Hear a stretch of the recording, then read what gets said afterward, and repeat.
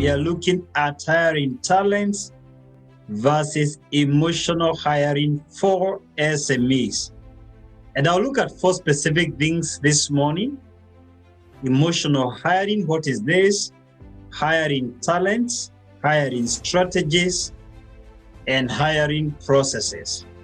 Or rather, the hiring process, sorry. I would like to talk to you today like one of you.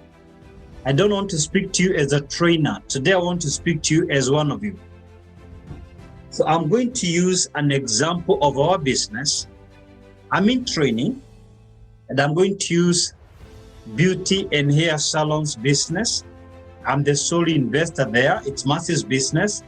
It has 102 employees, 4 branches, Biashara Street, Westlands Krishna Center, Adams Arcade, and Valley Arcade. Total number of employees, 102. And though I don't run the business, I have no interest in beauty industry. I am the investor. So I have a special interest as the sole investor. And we are here in the US, and the business is running in Nairobi. I'll be honest with you on what we have done in terms of employees. So I'm going to use it, and I'll discuss it when I'm discussing point 2, 3, and 4. Because I want to make this practical for you as entrepreneurs. I want to make it as practical as possible. I will ask you difficult questions that are happening on the ground. And before I do that, I want to first get into what is emotional hiring. So I will say 4 things. Same stuff you say. Emotional hiring, number 1, you're focusing on the jobless. You're no longer focusing on your business. You're focusing on who doesn't have a job. You're sympathizing with people who do not have a job. Your focus is no longer your business, it's helping someone who is jobless. Number 2, you're focusing on your relatives. You want to get your relatives doing something. And number 3, you're focusing on the disadvantaged. You went somewhere, found a girl who was raped. You found a woman who was going through domestic violence. Or you met somebody who is blind and you felt for them. You became emotional. So you're no longer focusing on your business. You're focusing on the disadvantaged. Now, all these things are good because we ought to be humane. Unfortunately, business demands us to be very capitalistic because business does not care that you're focusing on the jobless, the relatives, the disadvantaged. It's going to eat on you unless you look at the business as a person, as an independent entity, unless you also become look at the self-interest of the business. Number 4 and the last one, when we do informal hiring, we are also hiring emotionally. That means there are no job offers, no job descriptions, no hiring structures. You hired intuitively. Now, I want to take you through a concept which is very interesting, hiring for talents, hiring for talents.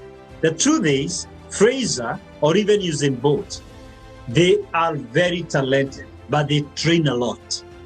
But the number 1 is that they are talented. And then they train a lot. Talent precedes skill. I started speaking when I was in Form 2. When I was in the university, and those people who are in JQuat with me, they know I was speaking. Even then, I went to school after school after school when I was still a student in the university. Then I have trained in public speaking, but the talent preceded. So if you get a preacher who does not have the call, the gift of God, they are just doing it as a business, they end up being frustrated and frustrating the audience. Talent precedes skill. So this is the golden rule. You hire talent, you train skill. Hire talent, train skill. Why? Any of us can be trained in any skill. Any of you could have become a lawyer or a doctor or an engineer or a pilot. Any of you. The truth is, you went through a certain training that made you to start practicing what you practice. But if you purpose you're going to learn any skill on this planet, you can learn any skill. So you hire talent, you train skill. Rule number 2, hire to improve, not to replace. Now, hard work does not precede talent. Mwakeo, I love this. We are making it a very interesting discussion. There are people who work hard. Let me give you an example, Mwakeo. Let me give you an example. We have people who wake up. Look at matatu drivers. There are people who wake up at 4 in the morning. They sleep past midnight. 10 years later, they have never bought their second matatu. They are very, very hardworking. Very hardworking. There are people who open their shop 4 in the morning to serve matatu guys. They sleep past midnight, but they never ever succeed. Here is the deal. There are many, many things we require to succeed. We need hard work. We need the right attitude. We are going to discuss these things. Just hold on. But I was saying, when you're looking between talents and skills, talent comes before skill. That does not mean skill is not important, but talent comes before. Of course, once you have the talent, you have the skill, there are many other things to come, and I'm going to talk about the place for hard work. The most critical thing in any single business are the people you recruit. Now, great entrepreneurs learned the secret. You don't build a business. You build people. People build the business. So here is the difference between the successful businessman and the struggling businessman. The struggling business person works with their hands. The successful business person works using people's hands. So we have 4 branches. One of them did not succeed. We closed it down. It was in Ronald Gara. We actually closed it down because it was making very little profit. So we retained the one in Biashara Street, Westlands, Krishna Center, First Floor, Valley Arcade, and Adams Arcade. Now, this is what we realized. If only you can, Mercy is not a saloonist, she doesn't understand beauty or hair. Yet, 1 or 2 people, allow me to say with humility, are making money for us. You see, you can create a system so long as you build people and invest in people. I'll be honest with you guys, the general manager is a relative. It is Mercy's own sister. She's not there because she's Mercy's sister. I want to be frank with you. This is Mercy's only sister. They are dealing their family. But we didn't hire them because she's Mercy's sister. I have one sister. I have no brother.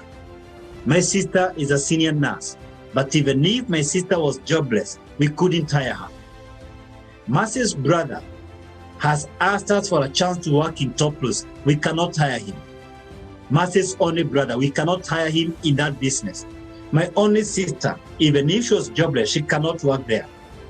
So we hired Rose because number 1 and most important, she's 100% honest. Number 2, she's very hardworking. Mwakeo, this is where hard work comes in. Number 3, she's a team player. She has the right attitude. But every single manager in our shops has a degree and they are men. We decided we are not going to have a lady as a manager of any of our shops. We hired 6 of them so that we can have 2 replacing any of them when they are having their off day. So we have 4 branches, but there are 6 branch managers. And then we have the general manager. The beauticians, it's a simple interview. Are you good in nails, in massage, in beauty, in hair? It's a very simple interview. But we didn't focus on those people. We focused on the branch managers. I can tell you this. That business has always given us profits. And in fact, when we opened the Tomboya shop, which we sold off, we relocated, we shifted it to Biashara Street. It took 7 months to break even. When we opened the Westlands one, it took 2 weeks to break even. 2 weeks to break even. I want to say this, your business success is directly proportional to the talent you hire. Now, when you're definitely hiring for talents, I have put 4 things on your screen. Of course, there are 4 major things to consider. Am I getting these guys on short-time basis, internship, part-time basis, or permanent basis? What's the difference? I know short-time is not very popular in Kenya. In the US, it's extremely popular. You have high school students, senior students, college students who will go and work in a restaurant Saturdays only. Others will work Saturdays only, half a day. We call it short time. Then we have internship, especially students who come to work for 3 months or for 4 months, and they're not permanent. They're looking for an intern program where you are. I've always worked with interns. Interns are extremely great people. They're not even looking for salary. They're looking for experience. And then you have people who work on part-time basis. I have personally trained JQuat. I have lectured in the University of Nairobi as a part-time lecturer. This is someone under contract. They are not permanent, so they don't have the benefits of medical. They're easier to keep because that's how we lecture. I've lectured for University of Maryland, and it's much easier to work. Most universities here in the US, over 80% of the lecturers are part-time. So they are on their own. You don't ask them where they are on Monday, Tuesday, so long as they teach their class, they mark for students. And I know some of you listening to me are part-time lecturers. And then, of course, we have permanent employees, and some employees must be permanent. When you're looking for a receptionist, for example, in our place, in Top Plus, all our branch managers are permanent, and all our beauticians are permanent. But we have some people who come and they say they are willing to be coming over a weekend, and we give them a chance.